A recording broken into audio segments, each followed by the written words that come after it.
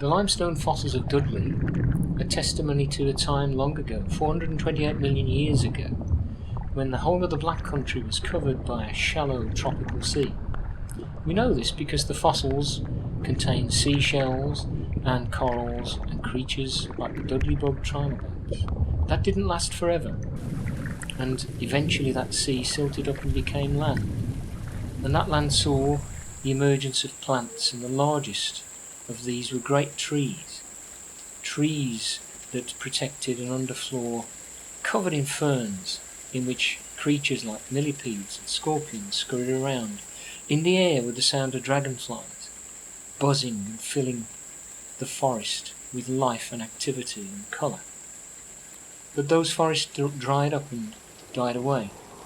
And about 250 million years ago, the dryness created deserts in this part of the land which lasted for millions of years. Only the toughest and hardest of creatures could survive in those scorching desert winds.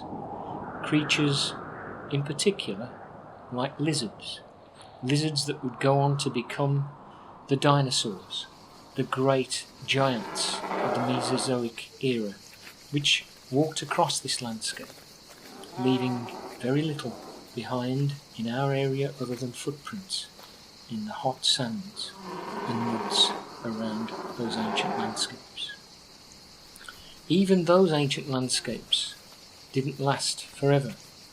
Those forests eventually saw the emergence of flowering plants and then pine trees. But the climate grew cold in our last part of our story of the Black Country. 2.6 million years ago, this landscape suffered the instability of climate, and the ice sheets advanced from the north and covered the landscape with snow and ice. Here, the emergence of large creatures covered in fur, in particular woolly mammoths that would track along the edges of the white walls of the ice sheets onto the tundra to find sparse vegetation. And then between times, when the climate warmed again, areas like the Stour Valley would be lush, tropical areas in which hippopotamus and hyena would scurry about in the heat of the day. About 10,000 years ago, when the last ice sheet left us, the landscape was open for people to move in. And they did. The early peoples of the Black Country were nomadic. They would come during the warm summers and leave during the cold winters. They left their trackways that would become the foundations of access for all future generations of people who would occupy the Black Country.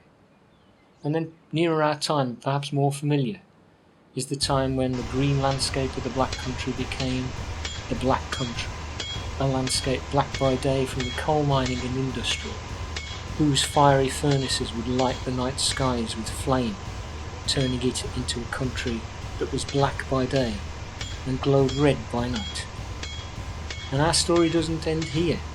Millions of years ahead of us, who knows what the Black Country will be like next? That's a time for future generations to define, and the planet to give us a new era to inhabit.